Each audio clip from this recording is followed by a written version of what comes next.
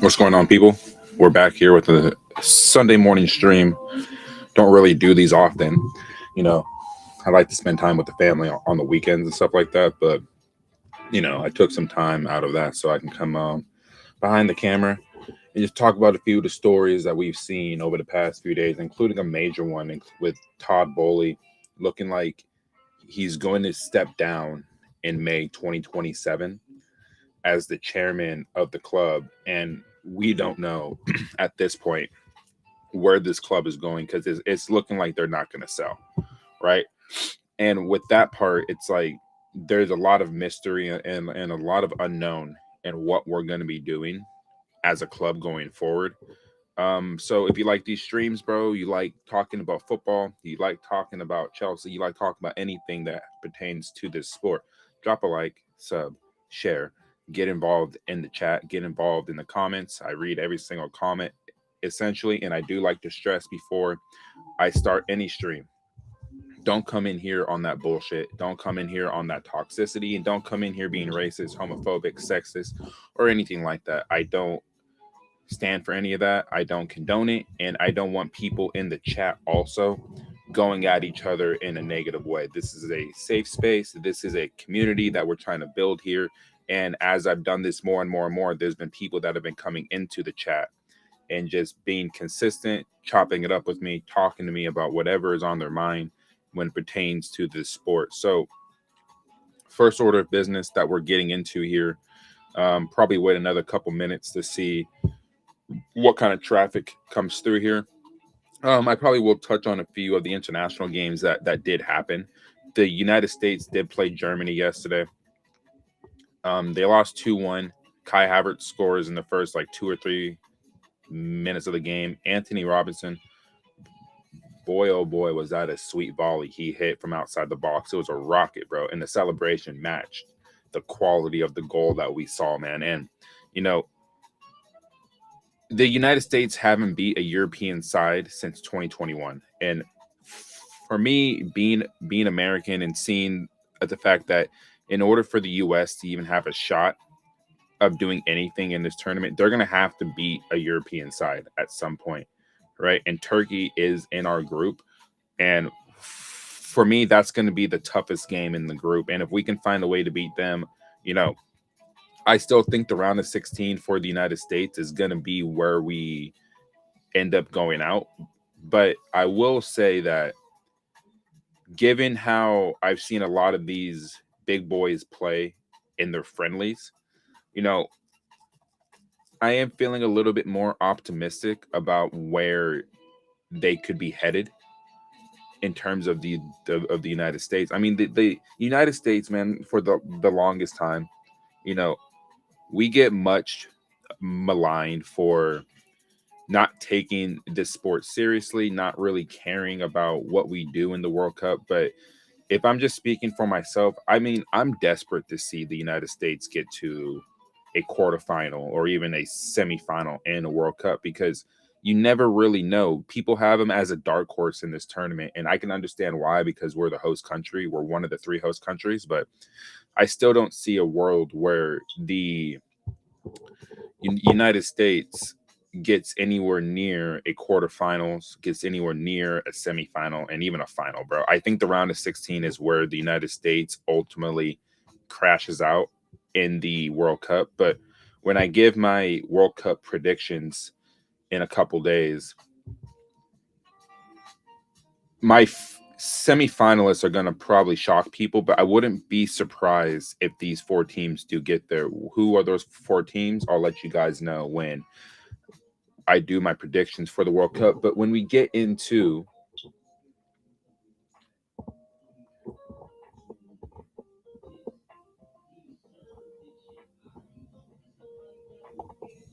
bro, I just checked out your stream and I had to drop a follow for it. Much respect for your grind. You got solid potential in action, a well-known Twitch streamer. I appreciate it, bro. I really do. I'm doing my best on this platform, bro. I am grinding. I am really trying to get up there in just building a community out here, bro. I mean, that's what I really want to do. But when we get into the craziness that this club is, right? Todd Boehly is looking like he's set to step down as chairman of Chelsea in 2027, May 2027. So basically, the end of next season, Todd Boehly will no longer be a part of this club in a sense. And there's been talk about Egbali and Boehly buying each other out and all that. So let's go ahead and get into this. And there's a few other things here that we'll talk about as we go on in this stream, including stuff on Granit Xhaka, including stuff on Rafael Leao, who I've been screaming for the better part now of 2 or 3 years as somebody who can come on the left wing and actually just do what he does. Even though people think he's lazy and all that, I don't really believe in that. But I can understand where people are coming from when it comes to that. So when we go over, let me see here. Where's it at? Okay. This is the first part that I want to talk about here, and it has to do with Mauricio Pochettino as well, who happens to be the manager of the United States in the World Cup. And I got some stuff to say on him in regards to that.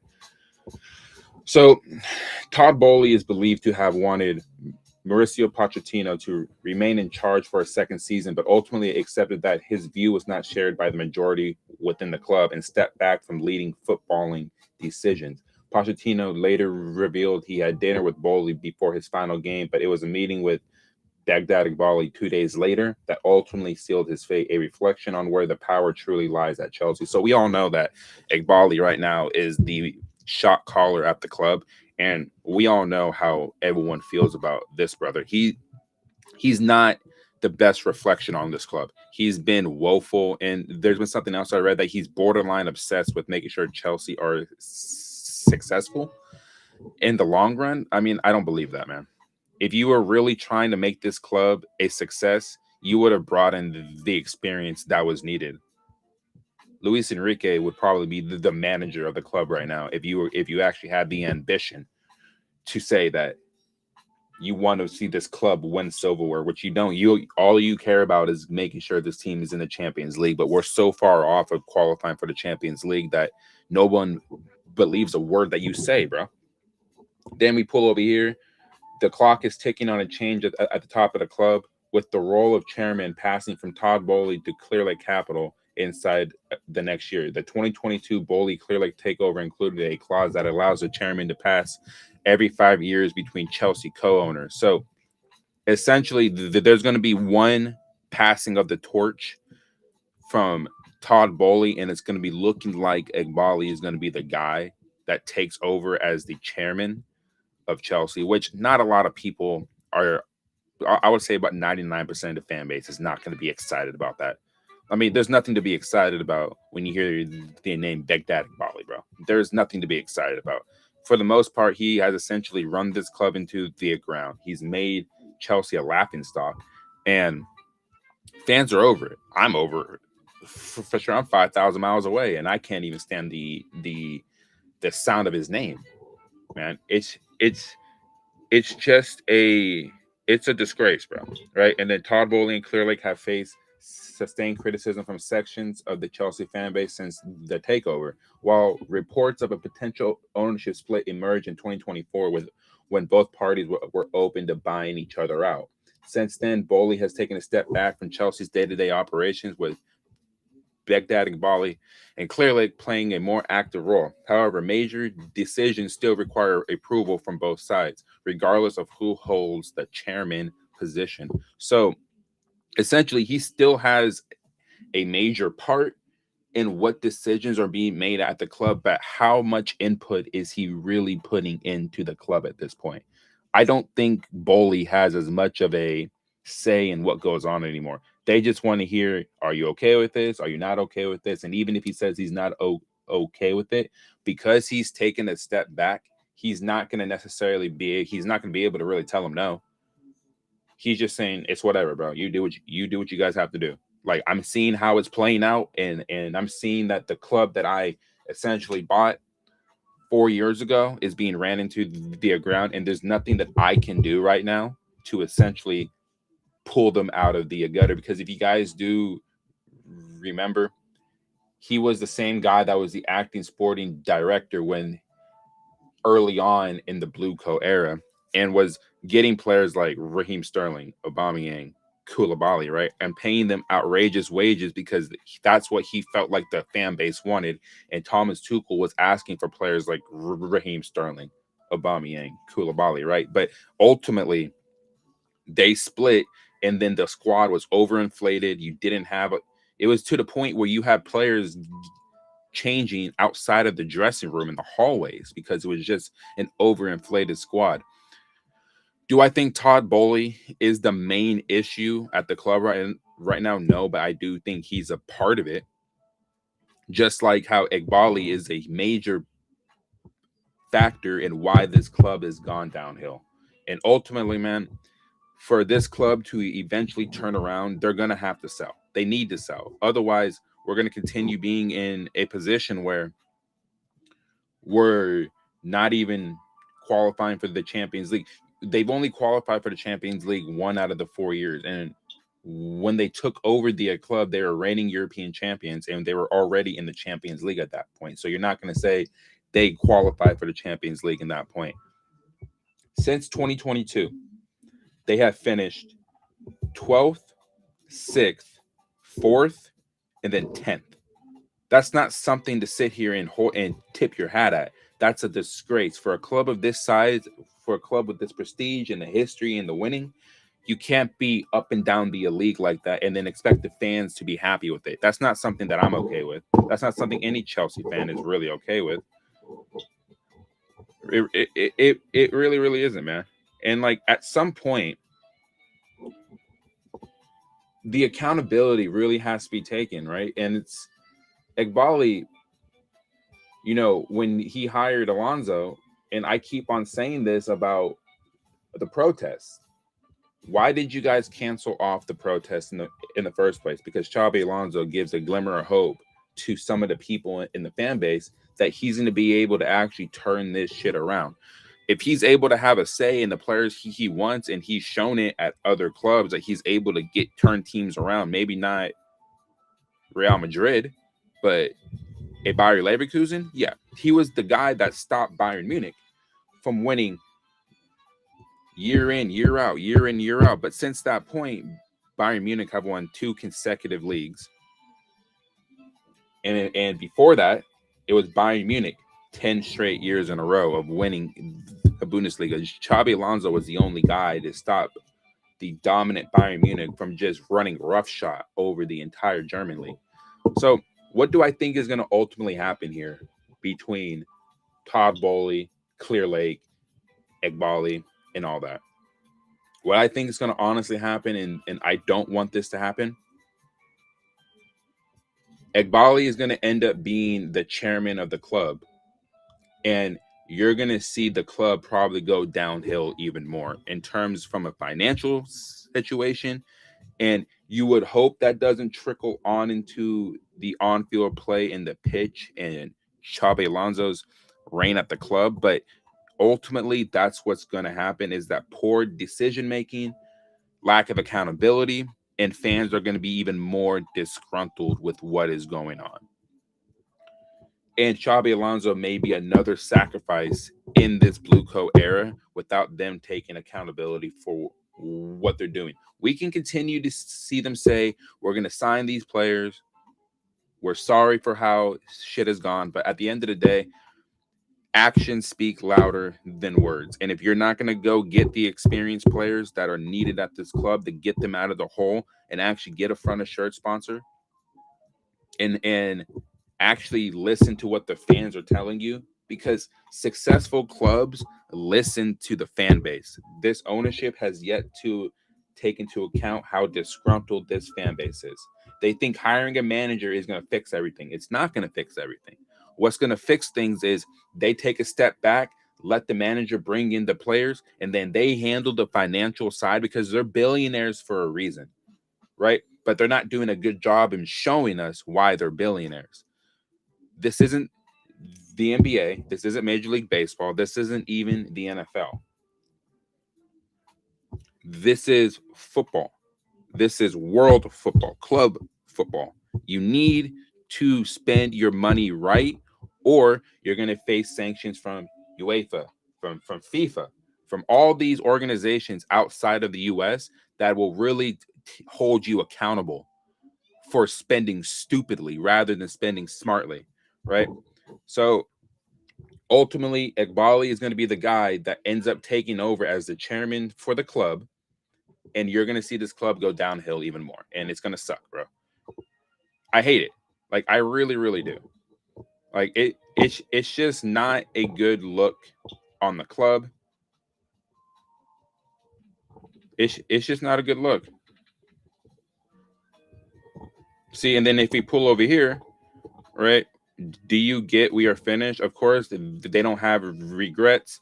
They bought Chelsea with other people's money. What is worse is half of those people have no idea where their money is invested. And this is why I speak on the investors having cold feet, because the investors are seeing their money being spent in areas that they don't under that they don't even know where it's going at this point.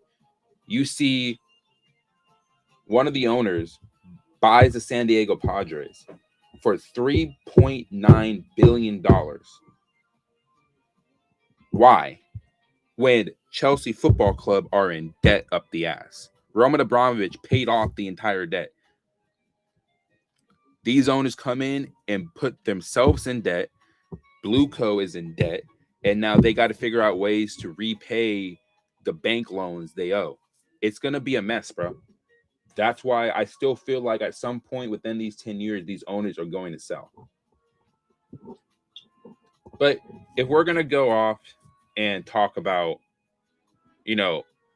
other things that don't include this ownership, I'll be happy to talk about this right here and how I feel about this specific player. Chelsea initiates contact with Granit Xhaka's camp as Alonso seeks a proven leader. Now, is this PR? I don't think so. But what is the likelihood of him leaving a team that's going into Europe to come into Chelsea? I think it's very low. I don't think he would even want to leave where he's at currently. Now, if he wants to reunite with Alonso, I'll say this. I'll be happy if he came to the club. I think he's proven enough in the Premier League and across Europe to fit in that number 6 role and just be that deep line playmaker that we need. But is he the guy who's going to destroy passages of play? No. What he does is he controls games. He has great vision, and he is a leader on the pitch at the end of the day. When he was at Arsenal, I didn't think he was the greatest player to watch, but when he went to Bayer Leverkusen, he transformed into one of the better players in his position in the world, in my opinion, in Europe, rather.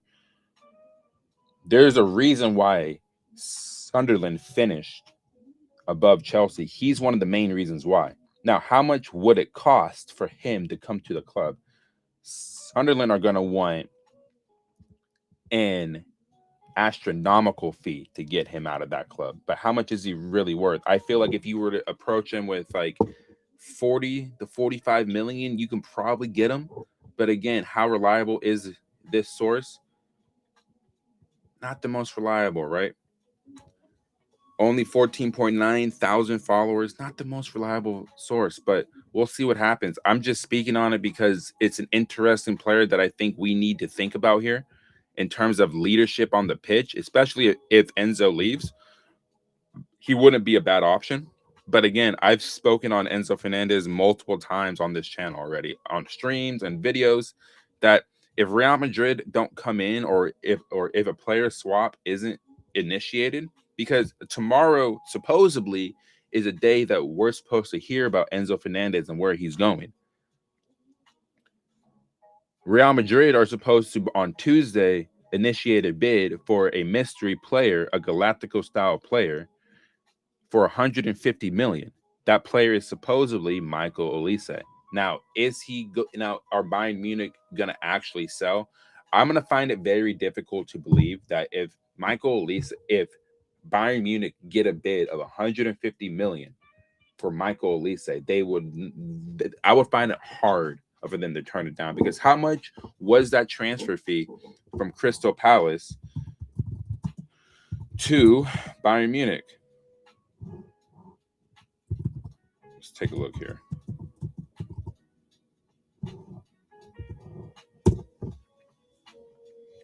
The transfer fee for that was 60 million, right? They'd be making a profit of 90 million off of him if they were to sell. Do I think he's going to ultimately go? I'm going to find it very difficult to believe that if Bayern Munich get a bid of 150 million, they're going to say no. And if Olise wants the move, I think you're going to see one of the craziest transfers we've seen on this side of the 2020s, bro. And I think Olise would rip it up in Madrid. I really do. But Granit Xhaka to Chelsea, I don't think is going to honestly happen, but we'll see, right? We'll see what happens there. Now, another player that we need to speak on here is a player that I've been screaming out for. That who are we signing? Well, I'm gonna go over one of the players that I would like Chelsea to sign, and this is a player that I've been screaming out for, bro. And what's your name here? I don't want to butcher your name here, brother. But this is a player here.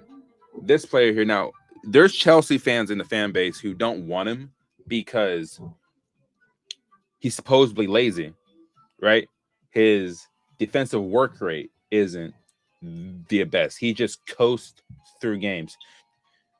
Do you guys understand that when Rafael Leao plays, that he's able to go through a full 90-minute game without being tired?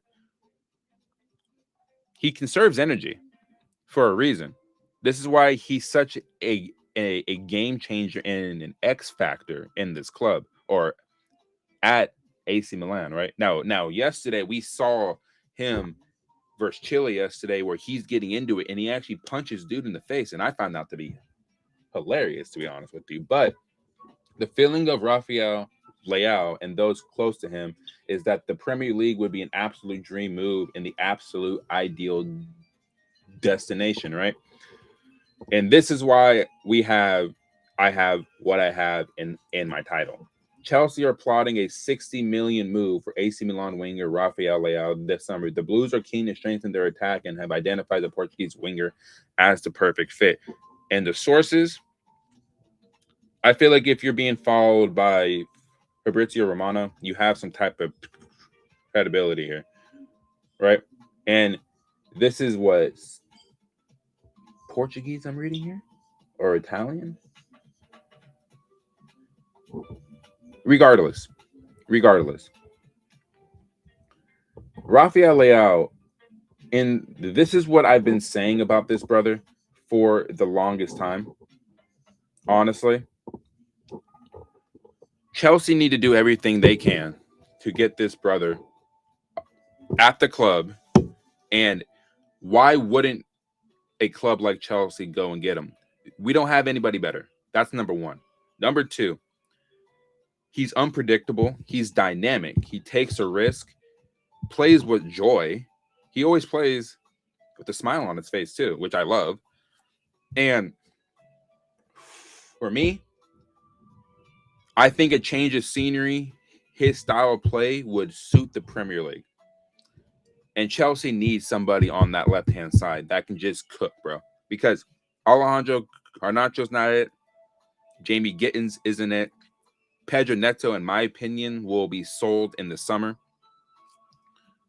Mikhailo Mudryk probably won't play for the club anymore, even though I would love for him to come back, honestly. But Rafael Leao coming to Chelsea for 60 million. Is that a deal that Chelsea can feasibly do? Sell some players, get them through the door.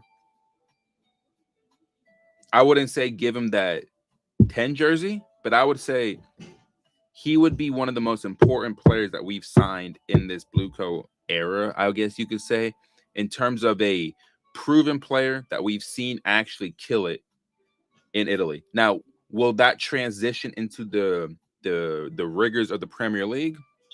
It remains to be seen, because we've seen players from Serie A come to the Premier League and it hasn't worked out for them, right?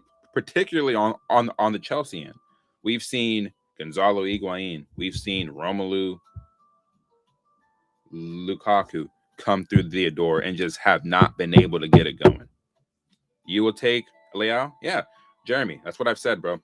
This is a guy that if you sign him, what you are basically telling us is that, okay, we're listening. We hear what you guys are saying, but how much are you paying him? He's on 180,000 a week right now at AC Milan. How much are you guys willing to pay him right now to come to the club with the transfer fee that will be about 60 million, right? Because it's going to be between 40 and 60. If they can get him for 50, you snatch AC Milan's hand off and you bring him to the club immediately. In a front three of Leao, Joao Pedro, and Esteval, Chelsea fans, you're telling me that wouldn't be exciting to watch? That would feed families to watch. Now, the one thing that he would have to understand here is that the times that he's taking off during games, you may not be able to do that as much in the Premier League. But I feel like if you have a defensive structure behind you, a solid left back, a good midfield, particularly a good number 6 that is able to go sideline to sideline, you're not going to ask him to play on the other side of the ball. What you're asking him to do is to be that risk taker, that player that creates chaos. 50 million and 200K week. What? Yeah, exactly. That's what you would pay him. I would pay him about, you would do 50 million and then maybe 220,000 a week. That's what you would pay him, because he's experienced. He's played in the Champions League. He's won silverware. He's won the Scudetto in Italy. And plus, in my opinion, he's the starting left winger for Portugal. You have the starting left winger on the Portuguese national team on your left-hand side. That's what you should be going to go grab. Leao, Joao Pedro, and Esteval as your front three would be devastating, would be wicked, would be venomous to watch. Because those three players, particularly Esteval and Leao, take risk. They go at their fullbacks. And that's what Chelsea have not had a winger since Eden Hazard that is able to drive at a fullback and give them fits, give them issues. Esteval is showing signs of that, but you need somebody else on that left-hand side to actually do some damage. So this is a player that I keep on saying, if you're able to make the move for him and you're able to sit here and put the bullshit to the side, this is a player that Chelsea should absolutely be all over. All over. And like, I don't want to hear people say, oh, he's lazy and all this. He's better than Garnacho. He's better than Gittins. He's better than Mudryk. He's better than Pedro Neto. So he's immediately walking into that starting 11. And nobody's taking that spot off of him, in my opinion. Unless there's injuries, because he's even said this past season he's playing out of position. He's playing in a front two. He's not playing on his preferred position where he's able to be out wide, drag out these fullbacks, drag out a center half, and cause problems. At Chelsea, I feel like he'll be able to do that. But at AC Milan, he wasn't able to even do that because he was suffering through injuries for half the season. Get your body right, even though he'll be at the World Cup. Get your body right. Get your mental right. Push for a move to West London, and you'll probably see him in the Chelsea Blue next season. Do I think he will? I think there's a 60 to 70% chance he ends up at Chelsea. The only teams that I can say can realistically use him in the Premier League are Arsenal, and maybe you can make a case for Liverpool to actually use him. See what you said here. Another player that I love besides Leao is Luis Enrique, the Brazil international, Zenit player, similar profile to Leao. I'll be honest, bro. I haven't really seen him play. So I'll probably have to check out in the World Cup, right? I'll probably have to check him out and see how he is. But, when I was going over my thing about Joao Pedro, I'm like, who the hell is Luis Enrique, bro? Like, who the hell is he? Joao Pedro should immediately be in this Brazilian squad, but he's not. And from a Chelsea perspective, he needs that time off. But Joao Pedro absolutely deserved to be in the Brazilian national team at the World Cup. But I'll be interested to see how he balls out, bro. Honestly. But Leao, I'm telling you this now. If Chelsea find a way to sign him, I will scream. Because this is a player that I've been asking for the longest time. Inconsistencies, whatever. He's lazy. I don't want to hear that.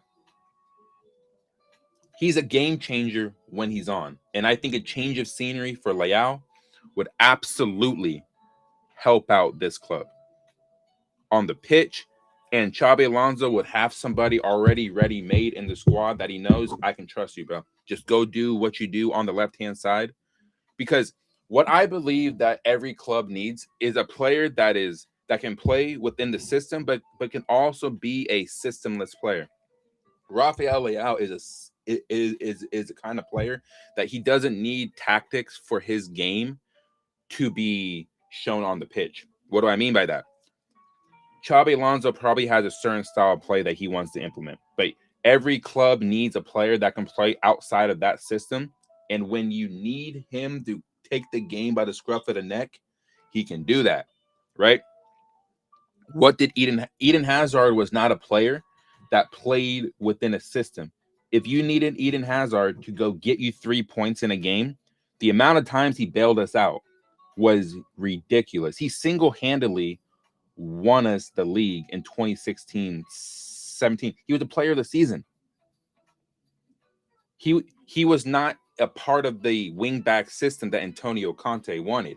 But Eden Hazard, when you really needed him to do it, he was able to say, you know what? I'm tired of being tied 0-0. I'm going to go grab a goal. And he would do it. Leao elevates the squad. Yeah.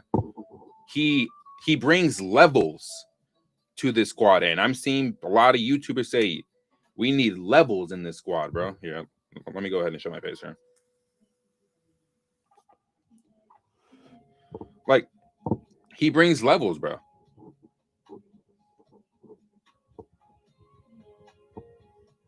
Here, hold on, let me drag you out of the way. Let me put this back. Okay.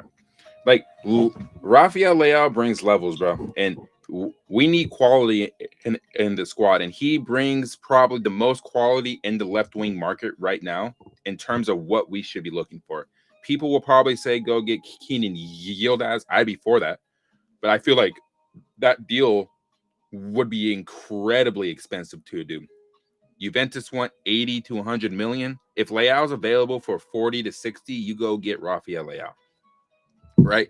I've even brought up the fact of trying to go get a Rodrigo if you're going to swap Enzo Fernandez, but that seems very unlikely. But Rafael Leao, I'm going to keep saying this. I have been screaming for this brother to come to Chelsea for the better part of 3 years, bro.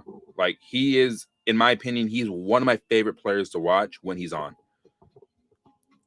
This Leao lazy fake narrative should stop. Why on earth would Portugal consider Leao at the World Cup if he's lazy? Plus, Milan wasted him. Yeah, AC Milan have wasted, I say now, the better part of 3 years of his career just playing down there. Right? I mean, Rafael Leao, if you didn't know who he was and you just put some clips on of him and you watch his game, he's not a lazy player, bro. He really isn't. When he's on and when he's going at these fullbacks and he's going at the back line, he is a handful to deal with. He's physical too. He's able to ride off challenges. He's able to get by players. He's able to take shots from outside the box. He thinks outside the box majority of the time, no pun intended, but he thinks outside the box. He thinks of options that you wouldn't think of. And that's what we need on the left-hand side more than anything. Someone who's unpredictable, someone who is able to take a risk and just take a chance, right? Alejandro Garnacho is not going to do that. He can't even dribble, for fuck's sake. Like, he can't even dribble. He has no control of his body. Jamie Gittins, I'm sorry, but he's been injured, but he doesn't look confident when he's on the pitch. Mykhailo Mudryk, I love the brother. I still have hopes for him at some point, but I think his time at the club is done, unfortunately, right? Rafael Leao is the only option on the left wing that this club needs to go after. And you don't play him in a front two. That's what you don't do. He's a winger. He's a physical winger. That's what you need out there.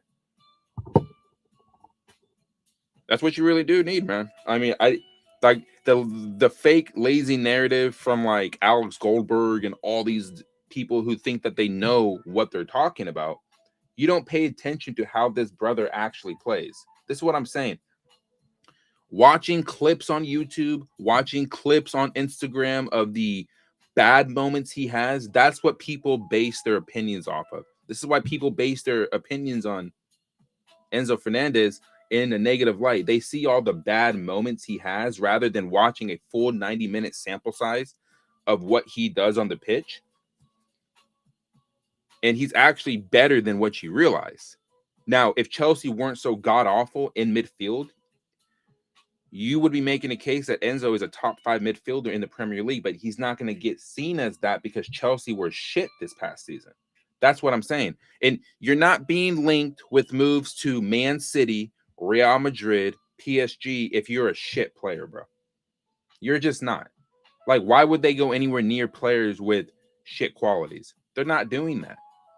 So, again, I think the narratives, the lazy narratives of Rafael Leao need to stop. Because if he does get signed, Chelsea fans are going to be screaming, oh, my God, we finally got a proven player in the squad. That's what's going to happen. And then those are to be the same people that are flip-flopping saying, oh, well, I never said that. We should go for Leao. We should. There's no other option right now in the left-wing market that this – unless you want to seriously go after Barcola at PSG, but I think he's going to Arsenal. Leao is the only option on the left wing that this club should be looking at because it doesn't look like any other Premier League club is going to be going after him. The door is wide open for Chelsea to say, look, here's 50 million to AC Milan. Here is 210 to 220 grand a week. Come to the club and save the left wing position. That's what they need to do. And I can go off on Rafael Leao all day because I love the player. I think he's exceptional. I think he's great. And that is a player that this club has been needing for the better part of 3 years, bro. Right? Like, we have not had that Eden Hazard replacement on the left wing since he's left. You can make the argument for Christian Pulisic, even though I'm American. I think that he was underappreciated at the club in his time here. But at the same time, Leao is a different kettle of fish. He's different quality. And that's what you need on the wings. And you need a goal-scoring winger at the end of the day. I feel like if you were to put him in this squad and you get Joao Pedro up front, Cole Palmer just in behind, Esteval on the right, you're telling me that attacking line wouldn't get goals, wouldn't cause fits for the back line? They would score goals in bunches. And Xabi Alonso, I think, is the manager that can get the best out of all 4 of those players. I really do. We just have to wait for Esteval to come back. We have to wait for him to come. People hype Iliman and Jai. Yeah, all I see him is good dribbling alone. His stats are shit, but people don't see that. I think Njai is a good player, but I think for me, he's too inconsistent. He scored that insane goal against Chelsea. I think it was March. He scored that insane goal, but even then, like, for me, I don't think he's at that level yet. I think, and he's not proven enough. I think Rafael Leao has been proven himself. He's won the silverware to back it up. At the same time, I really do. I think at some point, Chelsea fans, not you guys in the chat, but like Chelsea fans, period, need to sit here and actually understand the kind of player that we're being linked with here. Like, we're not being linked with Gabriel Martinelli, bro. We're being linked with Rafael Leao, a guy that has proven it at the international level and at the club level. I think a change of scenery is going to help this brother immensely. Very inconsistent, but Leao is a Man United fan, but would want Chelsea to sign him because of his versatility and experience. I mean, sure, but I think at the left wing position, I think they're covered. Unless you're saying that Matthias Cunha is going to be their left winger going forward, or if they bring back Rashford, which I'll be real, bro. Manchester United should probably try to bring back Rashford, in my opinion, because of what he's shown at Barcelona. But I think if Chelsea come knocking and they tell him, look, here's 210 grand a week, 230 grand a week, I think it'd be very hard for him to turn it down, even though Chelsea aren't in Europe next season. Manchester United have the Champions League. I understand that. And he probably is a Man United fan. That's cool. That's fine. But I feel like if Man United don't come in and Chelsea come knocking and they say, look, bro, here's this package. Come and you're going to be starting week in, week out. I think it'd be very hard for him to actually turn that down. Like, I want Chelsea to sign him desperately, bro. Like I said, I've been screaming for this brother to come to Chelsea for 3 years, bro. Because I think he's that good of a player and he would solve a lot of issues we have at left wing. I really do.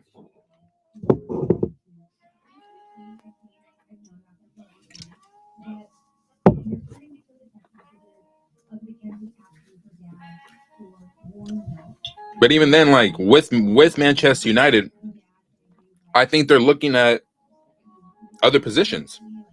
I don't think they're looking at the left wing market.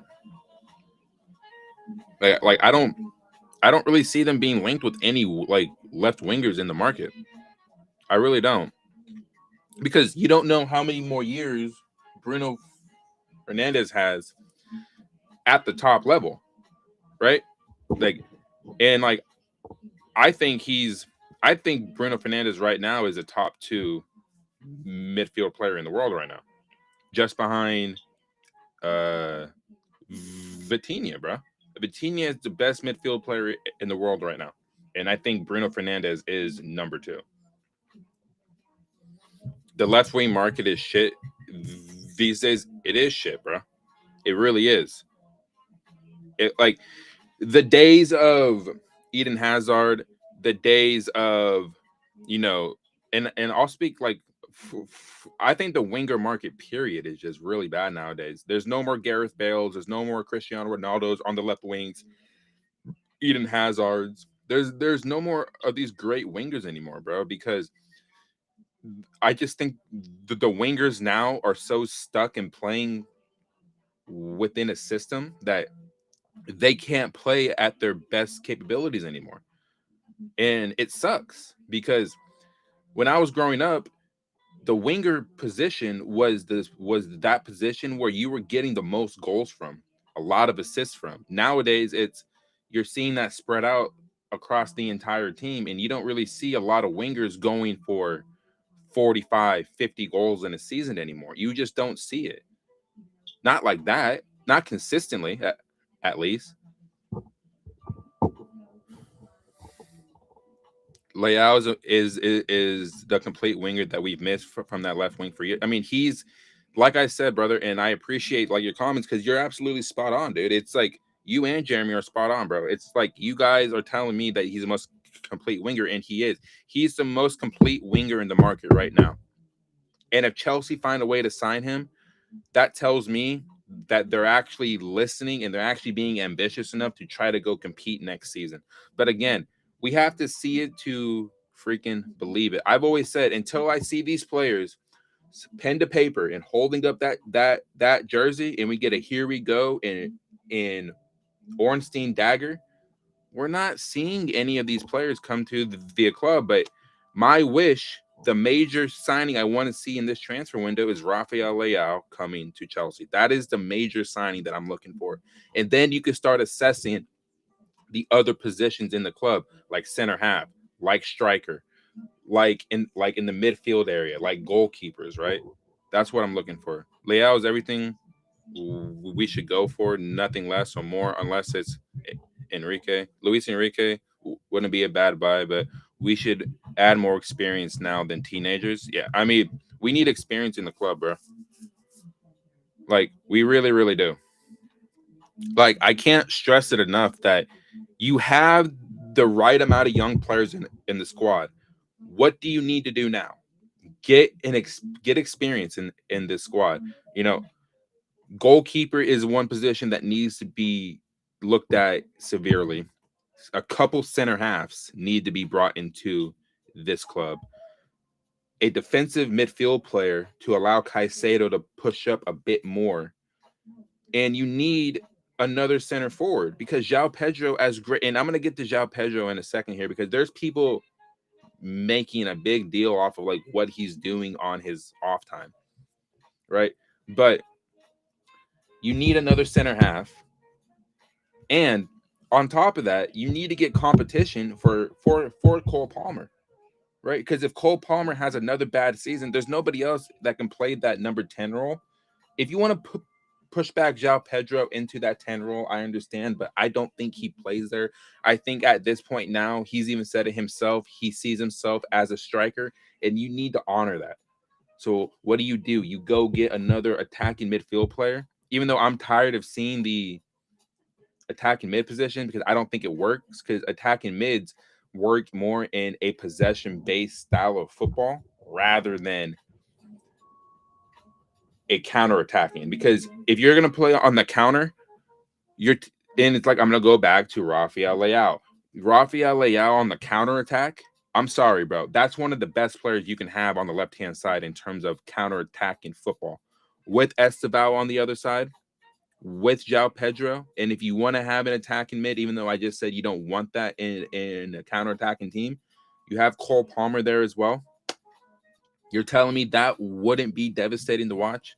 That would be elite. That's what you would want. But if we're going to talk about Joao Pedro, bro,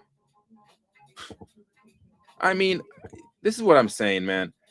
People really need to stop with this whole, oh, he's doing this now, he's compromised. Like, man, knock it off, bro. Knock it off. Let's go ahead and go over this, man. And I want to get you guys' like thoughts in the chat over this, man. So I'll start off by saying this. I smoke, right? I recently quit smoking weed, right? But when it comes to this right here, I don't have a problem with this, right? You know, JNR saying this is obviously Joao Pedro here. Apparently, him smoking is no issue to most Chelsea fans. We have no standards anymore. BlueCo have poisoned you all. Don't want to imagine a response if this was Garnacho instead. Brother, I'm gonna be real.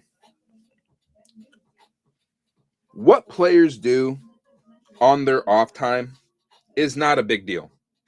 For one, he's not going to the World Cup. I think it's unfair that he's not going to the World Cup, okay? That's number one. Number two, there is nothing wrong with this brother on his downtime, on his time to smoke, bro. There isn't. We would be good with Esteval on the right, Leao on the left, and Joao Pedro up front, the Brazilian combination. Well, Leao is he's not Brazilian, bro. He's from Portugal, but that Portuguese speaking connection, yeah, that would feed families, bro. But going back to this, it's not a big deal. It's not a big deal. I don't understand why people are making such a big deal over Joao Pedro taking a few puffs of something, bro. The guy is in excellent shape. He's in excellent shape, bro. What is the big deal over this? Can somebody explain this to me? What is wrong with this?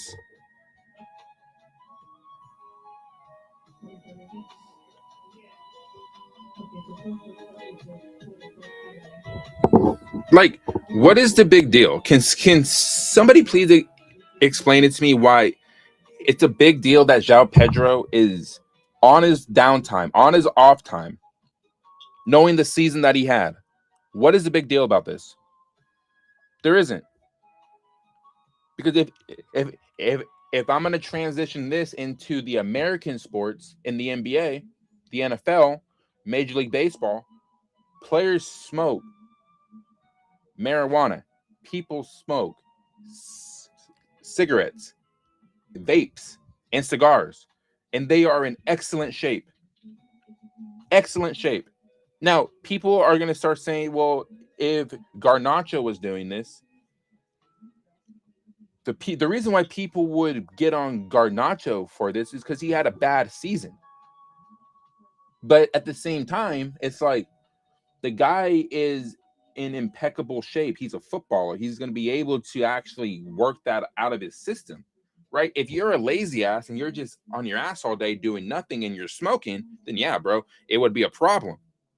But if you're an athlete and you're continuously working out, you're in great shape, you're doing all these things, I don't think taking a few puffs of a hookah, bro, is really a big deal. I mean, I'm not the biggest fan of hookah. I actually don't like it at all.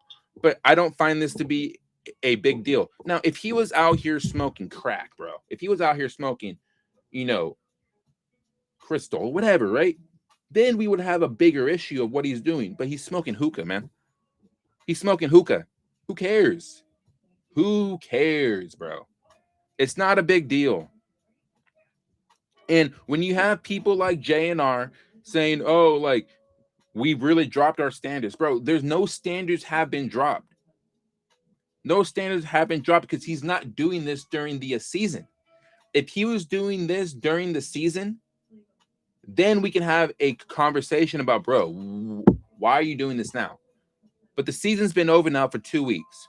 He's not going to the World Cup. What is the big deal? No one is going to have an answer. No one is going to have an answer. Let him enjoy his time. Let him enjoy his time off, bro. Let him enjoy himself. Because we all know one thing is certain: when it's time for the preseason to start for him, and he's back at Cobham and he's ready to work under the new manager, he's going to be one of the hardest working players out there. And I think next season he's going to back up what he did this past season in the next season. So again, this is not a big deal. People need to stop overreacting to what he's doing on his downtime. It's not like he's doing any hard drugs. It's not like he's out here doing this during the freaking season. He's doing this on his off time. It's not a big deal, bro. It's not a big deal. And people really need to honestly relax on that. Like, they really do. Because if you were doing this and you had a Champions League final, right? 2 days prior, and you're out there at a hookah lounge smoking, people would have a major issue with it. And then I would be in agreement with why you guys are upset. But Chelsea fans being this upset because he's out here smoking, but bro, who cares?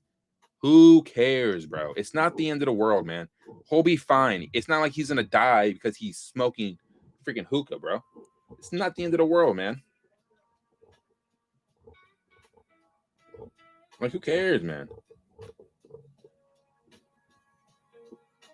Bro thinks football is smoking hookah off season only became a thing after BlueCo. And honestly, man, do you guys blame him? Like, do you guys blame him for taking a few puffs, dude? After the stressful season that he's had to deal with under this ownership and about 2 or 3 different managers that have been at the club? Yeah, I don't blame him. I would even blame Cole Palmer, bro, if he wants to go off and go smoke some hookah, bro. I would not even trip. I wouldn't trip, but that brother really needs to get his mental right, if I'm being honest with you. So maybe he shouldn't be doing that, right? But again, Joao Pedro doing this is not the end of the world. People need to honestly relax, calm down. He's not going to die. He's not going to get sick or anything like that. He's decompressing after a season where he carried the team for about 99% of the season, bro. Let him decompress. It's not the end of the world, man. It really isn't.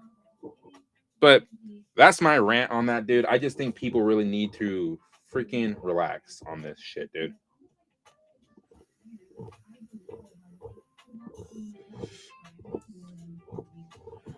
Like, I'm off camp. Like, I don't have my face showing, but I'm hitting my vape right now, bro, because like it's not the end of the world. I'm not gonna die tomorrow. Another thing I want to talk about here.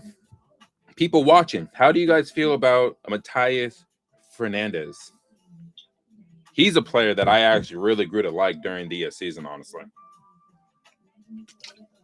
It is thought Matías Fernandes has interest from a whole host of top European clubs: Chelsea, Napoli, Juve, Man United, Arsenal, PSG, Atletico Madrid, Real Madrid, Inter, and Aston Villa. I mean, what a group of teams that is, bro. Like I said, you're not a shit player if you're being linked with all these teams. Like, you're not a shit player, bro. Matías Fernandes is an interesting player, right? If we take a look at what he's done this season. First off, how do you spell this guy's name? Okay.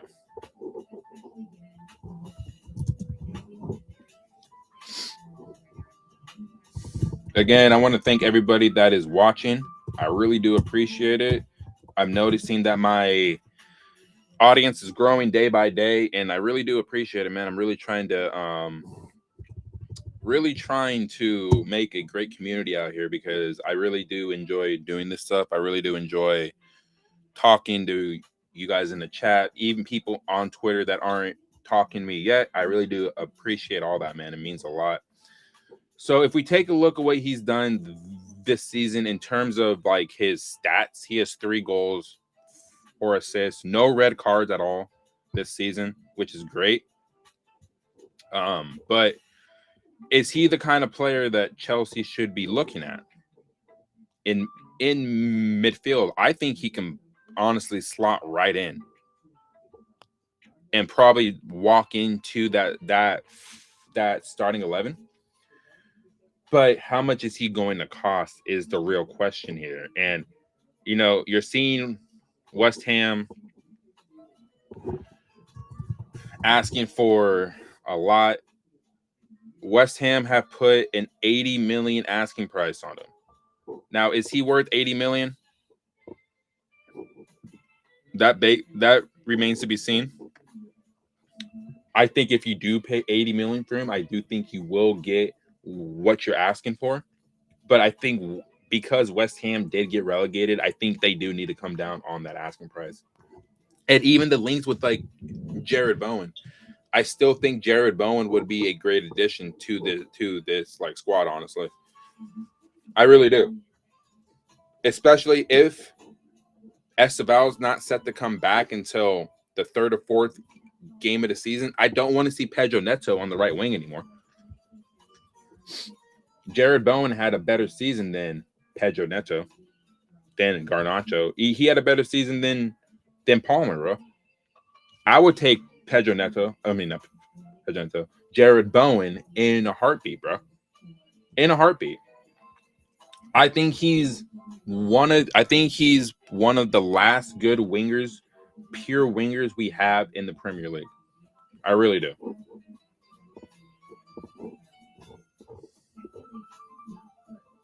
Right? I mean, even if we come over here to one of my favorite pages on Instagram, London Will Always Be Blue. If you guys haven't, go follow his page.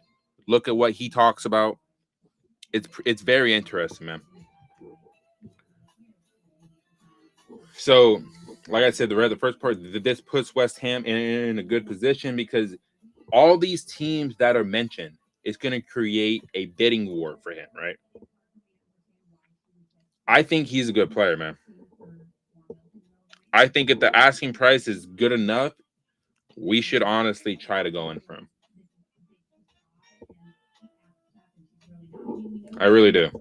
I think he's good enough. And then I spoke on this also a few days ago in my last stream when I was coming home. Chelsea, Man United, Tottenham, and Villa are all admirers of Morgan Gibbs-White, but each already has players in his preferred position. Forest want him to remain at the City Ground for at least one more season. His situation is one to watch as the transfer window progresses. And then the main guy here says, really hope we get him. He's more well-rounded and consistent than Morgan Rogers. That's a conversation that we could have here. Because I think ultimately Morgan Rogers will end up at Arsenal. But Morgan Gibbs-White would not be a bad option, dude. Especially if you're looking for competition for Cole Palmer. This guy would give Palmer competition and then some. He is more consistent than I think than a Morgan Rogers. Honestly, I really do. I think if you're asking me who I would rather sign, it would probably be Gibbs-White over Morgan Rogers. Because I think if you put him in this squad around a better group of players, Gibbs-White could explode. You have to remember, Forest bought him from Wolves for $50 million. Now, Forest are going to want either that price or just a little bit more. I think if the price is suitable and he wants to move away, Chelsea should be all on that. If you were to have a summer window of Rafael Leao, Morgan Gibbs-White, Jared Bowen, and say you go get a Bastoni, you go get Mike Mignon, you go get, and this is a player, honestly, that I haven't talked about enough, Antonio Silva from Benfica. That would be another exceptional signing, right? And these are signings that I would do. BlueCo ain't going to do these signings, but if you had Mike Mignon, Antonio Silva, Bastoni, you somehow keep Enzo Fernandez, you bring in Morgan Gibbs-White, you go get Rafael Leao and Jared Bowen, that would be one of the best windows I have seen this club have in a very long time. And especially under this ownership, yeah, that would be an exceptional window. But a lot of those players aren't going to be signed. I'm saying what I would do. But if you're able to get those players I mentioned into this squad, oh, man, you're talking about Chelsea will be probably competing in the top end of the table again, and you never know what could happen, right? But this is what I'm saying. The transfer window opens next Monday during the World Cup. So you're going to see a lot of movement, and players just have to be sold. They have to be sold. But you go get Mike Mignon, Antonio Silva, Bastoni, Leao, Morgan Gibbs-White, and Jared Bowen. Those 6 players, you put them into the squad, and you sell your Liam Delaps, you sell your Garnachos, Jamie Gittins, you sell your Malo Gustos, you sell Tosin, you sell these players.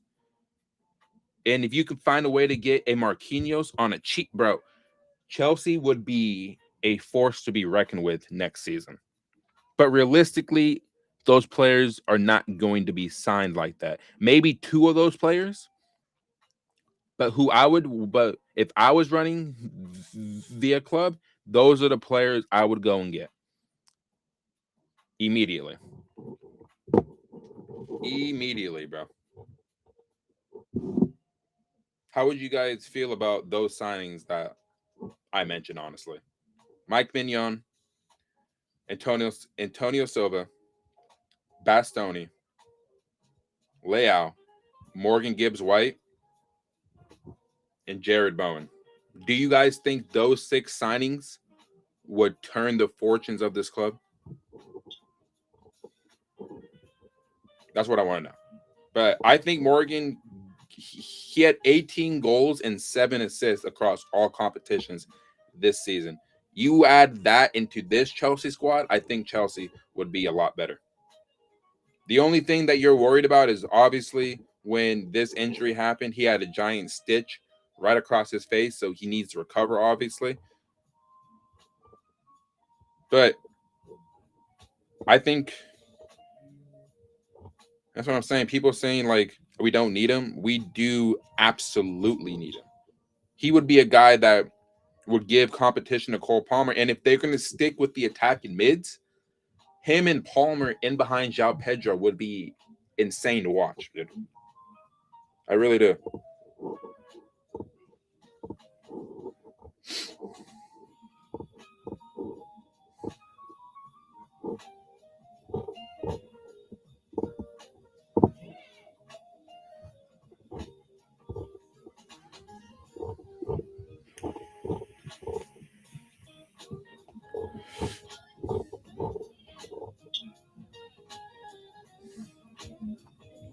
Hell no, bro.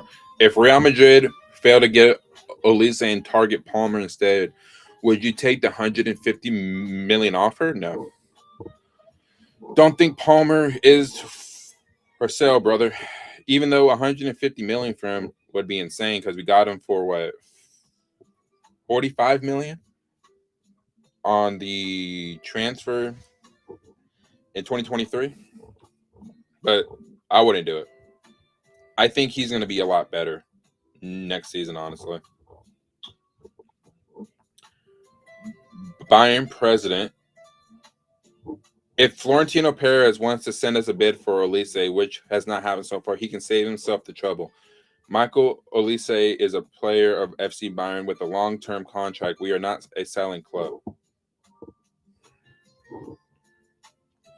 I find it very hard to believe that if Real Madrid come in with 150 million, that Bayern Munich would say no. I find it very hard to believe. For 150 million, when you paid 60 for him, you're making a profit of 90 million, bro. And I think if Olise has his head turned and he's probably well aware that if he is being talked about like this in the same sentence as Real Madrid, because it's hard to turn down Real Madrid, bro. When that famous white kit comes knocking, right?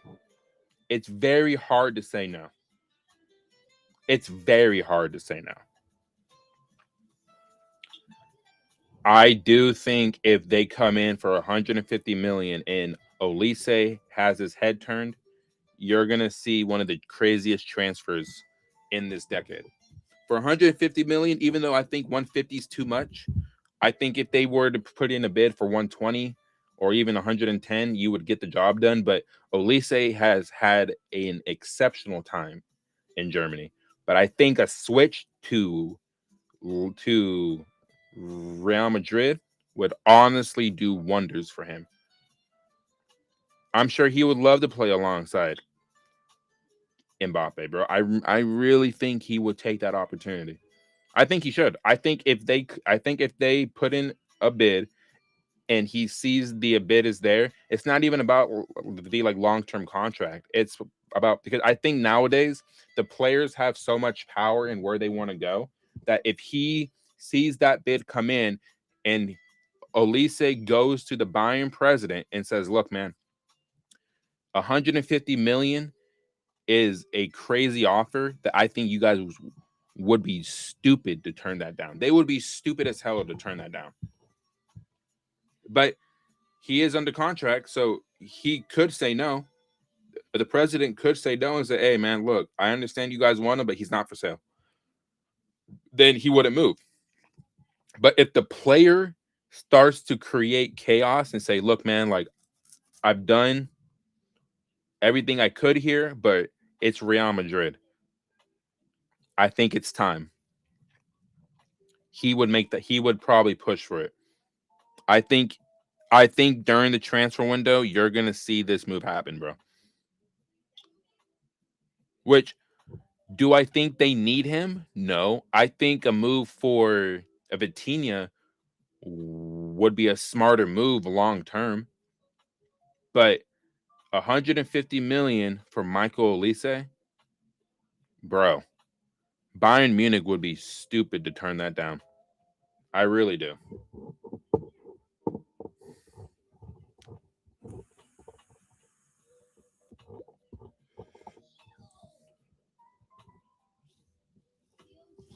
He's got 24 hours. It looks like he will take Igbali's wages.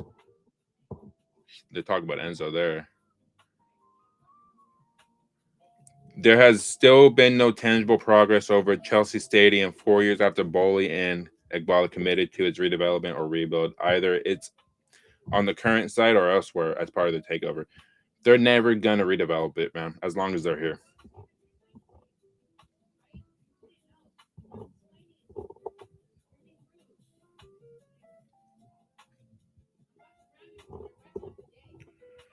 Oh, boy. Let's go ahead and, yeah. I'm going to probably have to... I'll go over a couple more stories before I get on out of here. Chelsea are in contact with Vlahovic's father, Milos, who has been listening to offers on his son's behalf. Newcastle, Barcelona, and Bayern have all had talk with the move over him too. I wouldn't go anywhere near him. I would probably, I don't know. I wouldn't go anywhere near him. That's just me.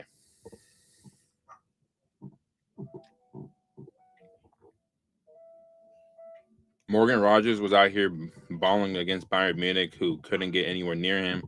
He outshined Olise, who played as a 10 in this game too. But Chelsea fans don't want this. This is a player I just think he's going to be too expensive, bro.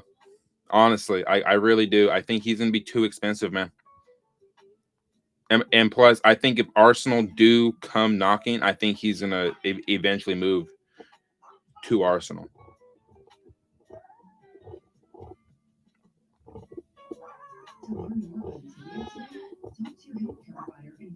All right, guys. I'm going to probably get on out of here for the day.